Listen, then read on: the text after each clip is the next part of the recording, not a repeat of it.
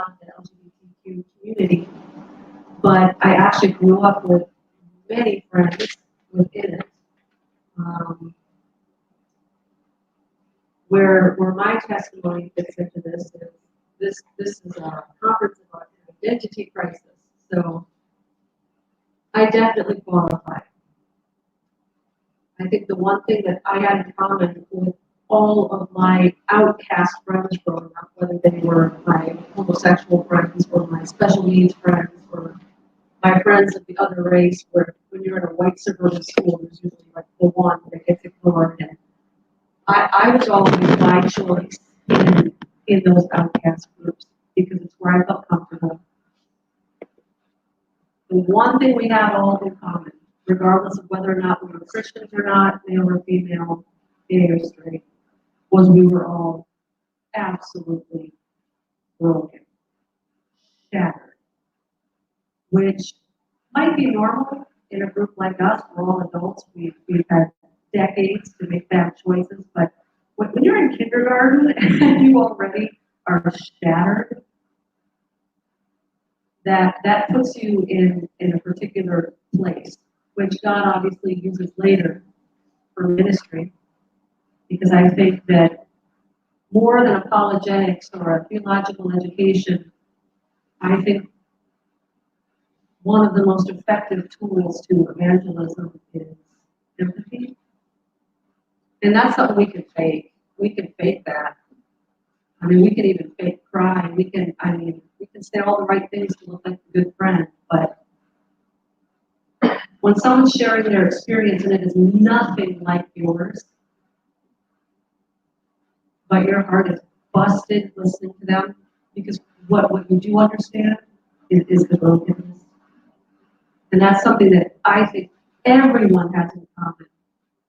But why I like broken people is they admit it, and they wear it as a badge of honor, and they use it for the glory of God. I don't want to be in a mega church somewhere pretending like I have a perfect life, because I don't. I want to start out, I'm a writer, so I'm going to start out reading a poem. And some of you might be familiar with this poem. This was allegedly written by an anonymous teenager and was kind of surfing the web a few years ago. Today was the absolute worst day ever. And don't try to convince me that there's something good in every day. Because when you take a closer look, the world is a pretty evil place. Even if some goodness does shine through once in a while, satisfaction and happiness don't last. And it's not true that it's all in the mind and heart, because true happiness can be attained only if one's surroundings are good. It's not true that good exists. I'm sure you can agree that the reality creates my attitude. It's all beyond my control. And you'll never in a million years hear me say, today was a very good day. That sounds like about 90% of the poems I wrote in high school.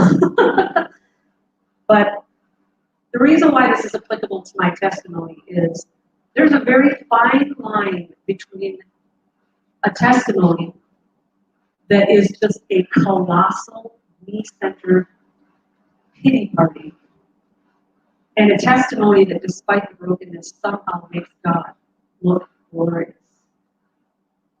And it's been my experience, the fine line between those two things is about 10 or 15 more years life experience, perspective. And so, speaking to perspective, the reason why I picked this poem, this is a special poem. I'm going to read it again. I'm not going to change any words. I'm not going to add anything. I'm not going to delete anything. I'm going to read the exact same poem, but I'm going to read it backwards. Today was a very good day, and you'll never in a million years hear me say it's all beyond my control. My attitude creates the reality. I'm sure you can agree that it's not true that good exists only if one's surroundings are good. True happiness can be obtained not true that satisfaction and happiness don't last. Some goodness does shine through once in a while, even if the world is a pretty evil place. Because when you take a closer look, there's something good in every day. And don't try to convince me that today was the absolute worst day. The reason I love this poem is it's very much the way my testimony works. If you had asked me maybe the first 25 years of my life, in all honesty, maybe even the first 40 years of my life, I would have read the poem down. I would have read it from top to bottom. And I would have had a very skewed view of how good God was and what all that He did in my life meant. But two wonderful gifts came into my life that allowed me to start reading the poem backwards. And that is a genuine, intimate relationship with Jesus Christ. And a fully formed frontal lobe. Sometimes you just need the perspective to understand what the poem is really saying. So I'm going to start telling you about my testimony. Act 1 of my life could be titled Affliction.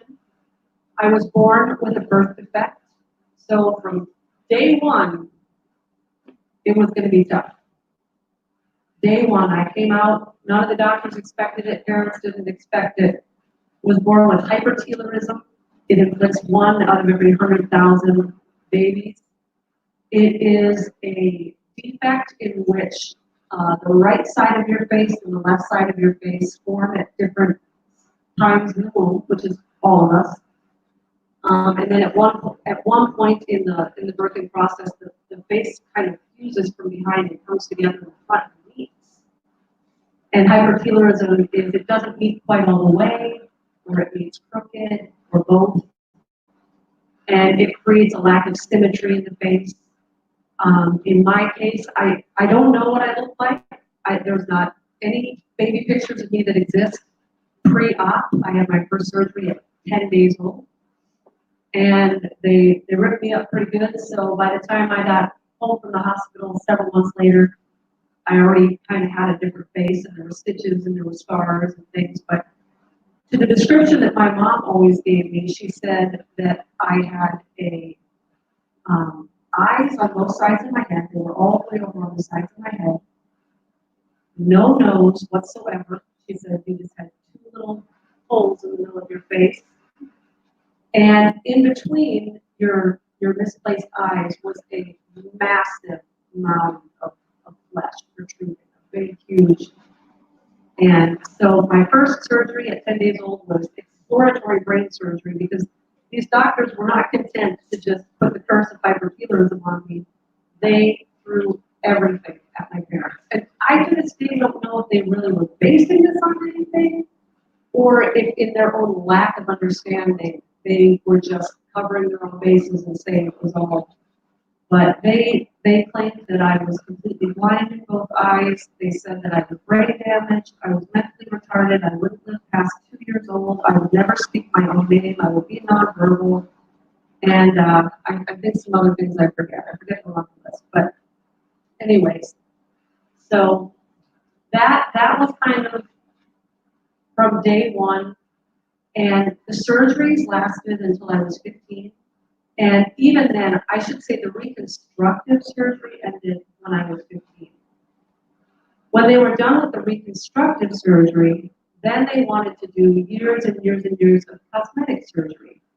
The difference is reconstructive surgery is you're actually having to do things with the skeletal structure and the bones and the rebuilding so that you just everything's in place and it's going to grow properly. And so they constructed a nose for me. This is 100% bone and skin grafts from my own body. They would take it from the rib, the hips, behind the ear, wherever they could find it. And they pushed my eyes in and they took the lump out. And there was a partial cleft palate that they found many years later, et cetera, et cetera. So at 15 years old, I'm a sophomore in high school. Now they want to do cosmetic surgery because this is America and everybody's got to be beautiful and they can't be happy. And I wasn't raised in a home where, as a child, I got to make the decisions. I didn't go to my mom and dad and say, this is what I want. It didn't matter what I wanted. Mom and dad made the adult decisions. But I came to them at 15 years old after the reconstructive surgery was done, and I said, I'm done. I want this to be my whole life. There's nothing lacking in my life that a normal 15-year-old doesn't have. I'm in the right grade. I've never skipped a grade. I've done good in school. I have friends. I've got my driver's permit. I have a job. There's like, why would I have to keep, who am I trying to please? Why would I keep ripping my face apart over and over and over and over again? I mean, even if I had a surgery every year for the rest of my life, I'm never going to look magazine cover ready anyway. So it just seemed like a big waste of time to me. And I don't know if it was the grace of God or if they just knew I was serious or who knows, but they took me at my word and they put the kibosh on it and it ended at that point. And I have never regretted that decision. I've never wished like, oh gee, I should have gotten more surgery while I could have nipped this and tucked that. I never once, even in this cosmetic surgery glorifying age that we live in, never once have I wished that I could go and get more done. I'm just, do I have insecurities? Yeah. Do I look in the mirror? Yeah. But does my face bother me? No. Does it bother me if it bothers other people? No. Because, I am able now to read the poem backwards. And I see now that even though I had the surgeries and school was pretty rough, and I don't think it takes a birth defect to know that junior high and high school is rough. I mean, kids are mean, and they're not just mean to the people that look weird. It's survival of the fittest there. I've talked to beautiful people that have had the same experience as me. And so that was tough. And that's where my identity crisis came in. And those key adolescent years, it's one thing to go through this stuff when you're a kid, you're a child, you don't really understand how different things are going to be once you grow up. So about 8th grade, it all sort of changed. Because now, me and all my friends that were just kids with braces and, just little girls wanting, stuffed animals for Christmas, all of a sudden, overnight, or so it seemed, all of my dopey little girlfriends, it seemed like overnight they all looked like grown women. And I still looked like a kid. And here's all my friends, and they're developing, and they're beautiful, and the guys are noticing them. And this is where I went from, I'm tracking with them, I'm tracking with them, I'm tracking with them, left behind, My friends took off towards life, and they were kind of hitting all of the right, rites of passage. And here I was a senior in high school, and I still kind of just felt and looked like a 12-year-old.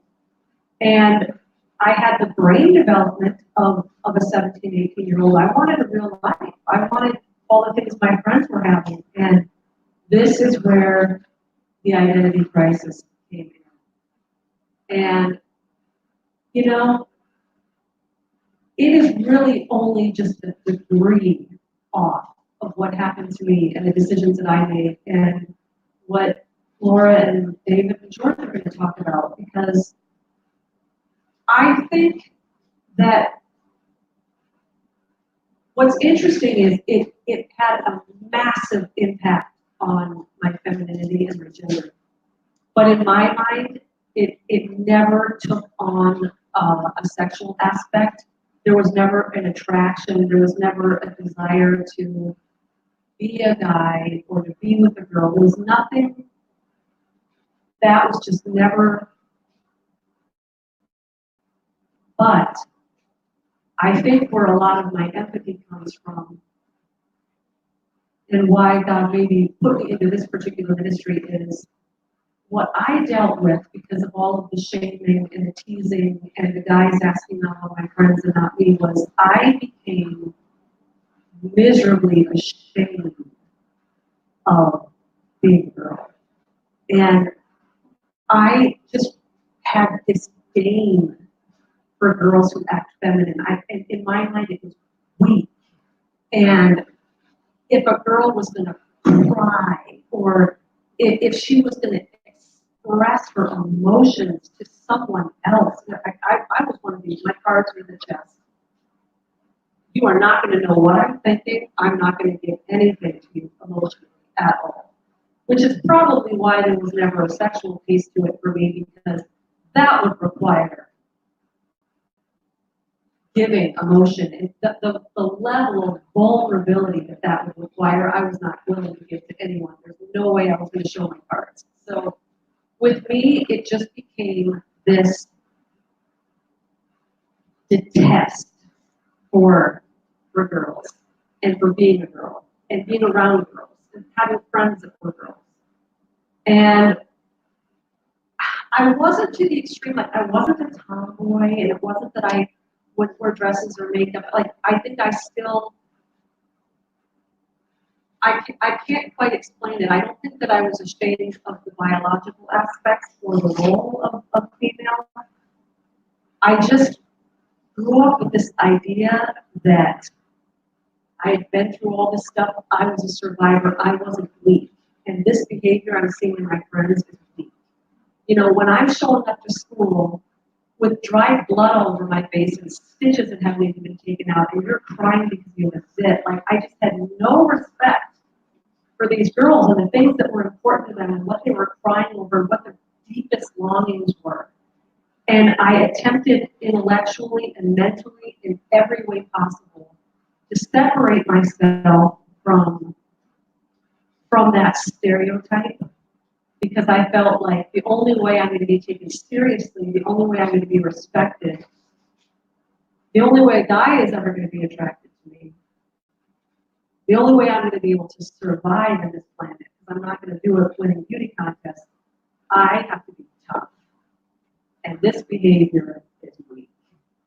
And I see now that that was the enemy, because there is nothing weak about femininity, but I struggled with it for a very long time.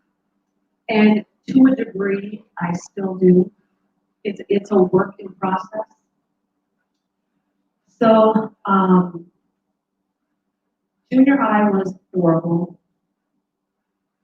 By high school, I moved into a new phase. Junior high was getting clobbered, getting beat up, getting bullied. And junior high is where I developed this desire to be invisible the rest of my life. And that's followed me for a long time. I don't want to be on Facebook. Like, it was even a step of faith being on David's YouTube show the other day. I don't want to be on YouTube. I don't want to expose my face to the world and all these stupid people on their keyboard that can say whatever they want and think nothing of. I don't want to expose myself to that. You know, so by the time I got to high school, I just wanted to be left alone. Did I have walls up? Was it self-protection? Sure. Deep down, did I really want to be? Of course.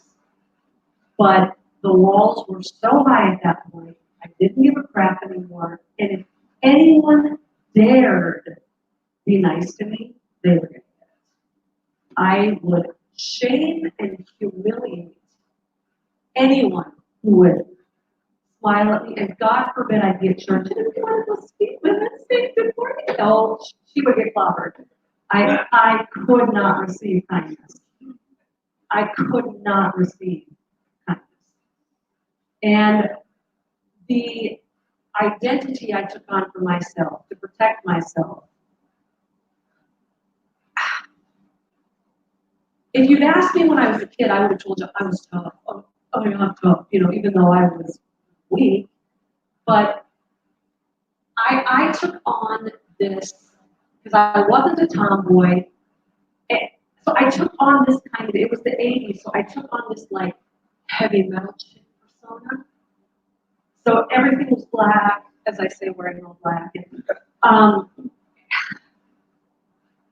and all like the death metal rock shirts. And I just wanted to appear to all of my peers as ugly as possible. And I began to think ugly was beautiful. That was my own idea of what beauty was. But what I was really doing, and it took years and years of perspective, that it was, the real Vicki attempted to make a debut, and she was slaughtered, and she got teased, and she got made fun of, and she got called ugly, and she didn't get invited to any of their birthday parties. And so if that Vicki is so unlovable, I need to find a Vicki, not even that people like, but I need to find a Vicki that doesn't get rejected. And so if I can intimidate you, if I can come off like a really mean, nasty, ugly person with a razor tongue that's going to rip you to shreds, at least you're going to leave me alone. So it was this hyper-inflated sense of self-protection. And what I realize now in retrospect is where that really got me in trouble is when you put on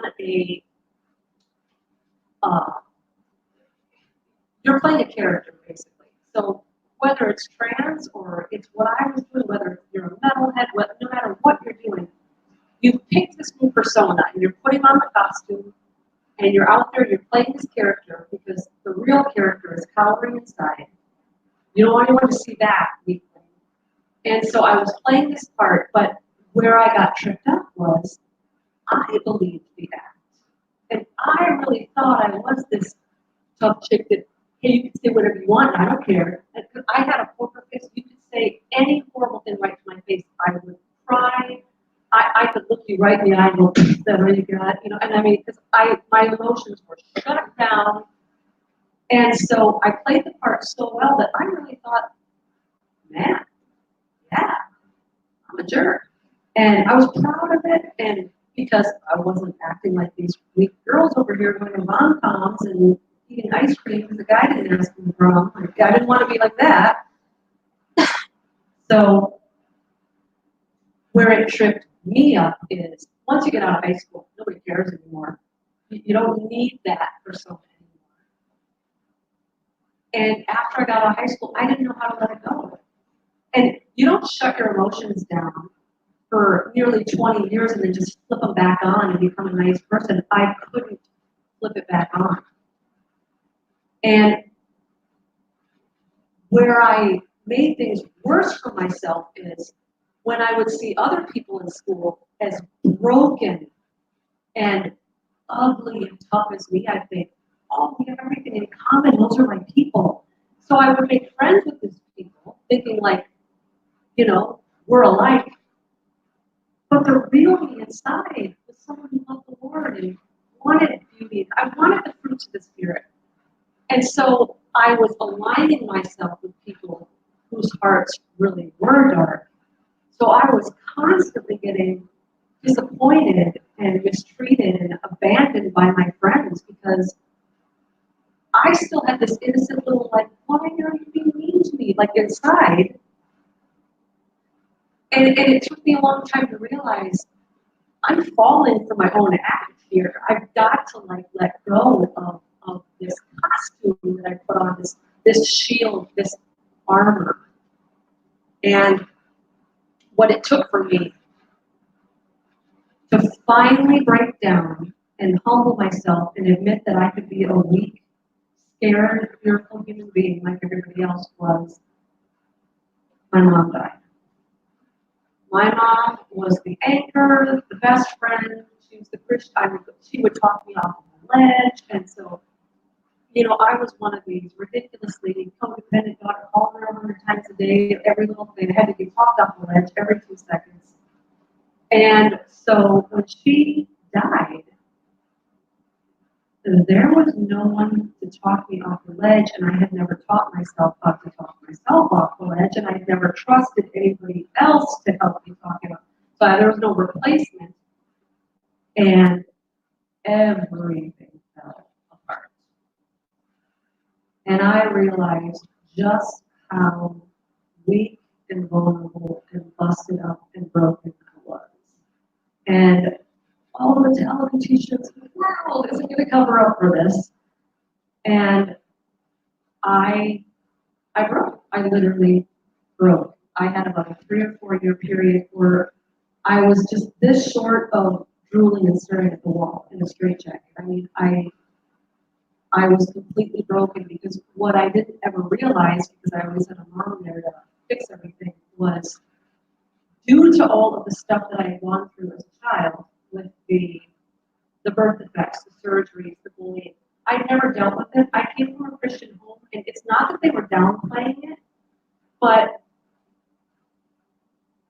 I was pretty well adjusted, despite what I'm telling you here. And so the only message I ever heard from my parents is, Vicki's a survivor, Vicki's a trooper, you know, and my name, I was named Vicki Joy, victorious spirit, joyful. I was given that name, and I was constantly reminded that that was my name, and that's who I was. And so I believed it, and I didn't realize that I had never dealt with any of this.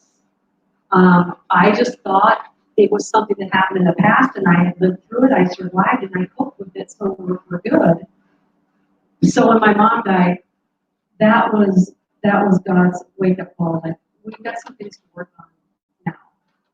And we're going to take as long as it takes. We're not going to take any easy ways out. You're not going to run after some addiction or something that makes you feel good. You are going to sit here in ashes, sackcloth and ashes. And it took me 3 or 4 years. And I was not raised in a home where psychology and clinical buzzwords were used. In fact, it was sort of looked down upon and mocked. And so I was not one of those kids, even though I was like the product of Children's Hospital. I was not going to therapy. I didn't go to counseling. I wasn't on meds. I didn't have some professional checking in on me every week and realizing just how depressed I was. So I was never diagnosed with anything. And what I realized after my mom died was being exposed to multiple surgical procedures before the age of 3 actually resonates in the developing brain the same way childhood trauma would, the same way sexual abuse would, the same way being orphaned or seeing a parent die. And when I first read that online, I was so cynical. I thought, there is no way in the world I am saying that I have suffered what these people have suffered. There's no way in the world being raised in a Christian home and having all of my doctor bills taken care of. There's no way in the world I'm going to say I've been through what these people have been through, who have been abused as a child or abandoned or neglected. And what I was able to discover through more research and prayer and the Spirit not letting that one go was that when you're a toddler, when you're a baby, when you're 3 years old, if every single time your parents leave the room and they put you in the hands of a stranger, and that stranger takes you into a closed room and cuts your face off, that's abuse. Your brain doesn't know, oh, my parents are lovingly handing me over to this, trained physician who's helping. Like, you don't know. So in brain development, it registers the same. And so what I realized after Mom died, and I didn't have that person to talk me off the ledge, is my anxiety that used to kind of escalate to a 1 or a 2 until I could get a hold of my mom, and then I'd be great after I talked to her. All you have to do is hear your mom's voice, and it all goes away. But she would give me scripture, and she was so sweet. She's everything I could never be. And when I didn't have my mom to call, that anxiety went to a 10 within minutes. And I started experiencing panic attacks, and I blamed everything on grief. I mean, anytime someone you love dies and you're going through this rigmarole, everything is the grief. I can't find my keys because my brain is scattered. It's the grief. I don't want to work. It's the grief. Everything gets blamed on grief. And what I realized was, due to this undealt with trauma, I had the worst case of clinical depression and panic disorder, anxiety, as you could imagine. It was, if I didn't have the family that I had, I probably would have been institutionalized. That's how bad it got when my mom died. I couldn't cope. I, this is not hyperbole. I would spend hours a day sitting on my couch rocking back and forth. I was reduced to nothing. And it was a terrifying few years because, you know, it says in scripture that God is near the brokenhearted. But when you're that broken, you don't feel that presence. And, you know, we hear all these sermons about faith, and well, faith is believing in something you can't see. It's believing in a God that exists that you can't see. And I realized that faith is when you have nothing to cling to but the promises of God. And those promises of God at that moment are doing nothing to alleviate your agony or offer you any hope. If you can still say, I choose to believe this, that's faith. And the way I got through those 3 or 4 grueling years was I would pray almost every day. I couldn't really pray at that. Most of my prayers, not joking, that whole entire time period was, God help, God help, help, help me, help. It's all I could say. And for a writer and a communication major and someone who typically can be eloquent, that was a frightening feeling. When you're on your knees and the only word that comes is help, which wasn't the word I was accustomed to crying out. It was a terrifying experience. And I would say to God, God, your word says that you're near the brokenhearted. So even though it feels like for the first time in my life, you are nowhere in sight, I choose to believe, though I've got no feelings to back it up. I believe you're closer to me than you've ever been before. And I don't have to feel it. And, you know, whenever you do stuff like that, you want God to come and rescue and, you know, and he didn't immediately. I had to work through that. I had to work through it. It was years. So I think my point in all of this, I'm trying to get my time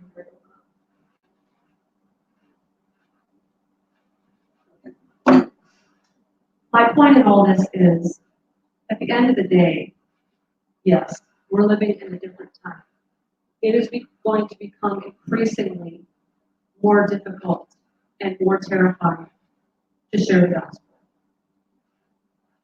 And I was extremely reluctant to write a bunch of books about LGBTQ because when you feel a sense of camaraderie with some of the most rejected, broken people on the planet, you don't want to rain on their parade. You want to empathize with them. You want to put your arm around them. You want to cry with them. You want to say, I know this world is cruel. And your own family will reject you if you're not pretty enough. And, you know,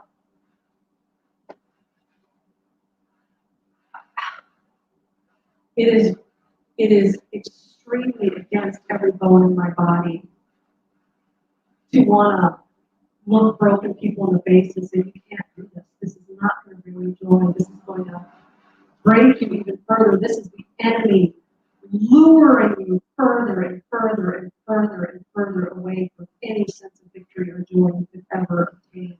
It is a trick. It is smoke. It is mirrors. It's hard to say that, you know? But as the world gets uglier and as the laws become more and more Orwellian, and as everything that the Bible promises will happen as the days grow near, they will hate you because they hated me. They killed Jesus, you know? And so I just feel that my testimony is extremely applicable in this context. Because at the end of the day, it's not about gender or sexuality. It is, we are all broken people. Life doesn't go the way we want it to. And at the end of the day, how are we going to alleviate that agony? Are we going to run and fill every hole in our body up with every pleasure we can think of? Or are we going to just surrender before the King and say, I believe your promises. And I believe that this horrendous pity party that reads like a millennial poem, that if you flip my whole life upside down and I read it backwards through the lens of Scripture, through the lens of the blood of Jesus, that every single word, no word changes. There's still a birth defect. There's still surgeries. There's still anxiety. There's still bullying. There's still a deformed face. There's still a dead mom. But when you read it up and you see it through the lens of what God is doing, working all things together for our good, nothing's wasted. No parts of the box that we didn't use. He's got a plan for our life. And every single thing that we wish we could go out and slice out of our life, those horrible things that should have never happened, those accidents, those abuses, we can't slice them out. If you take even one line of this poem out, it doesn't make sense reading it backwards and forwards. You can't slice it out. There was something that happened to me after my mom died that was so painful to me. It was the loss of some other friends that I literally prayed and said, God, will you just give me amnesia in that area? Will you just help me to remember that those people never existed? Like, once I heal, will you help me to just forget they ever existed? It's too painful. I'm never going to recover from what they did.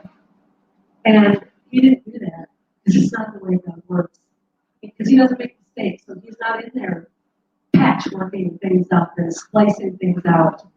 He takes what's already there and he just makes beauty out of it. So we don't have to have regrets and we don't have to have bitterness, because it's all perfectly centered on the page, so that when we read it backwards and forwards, it brings us glory and it brings us joy. Thank you.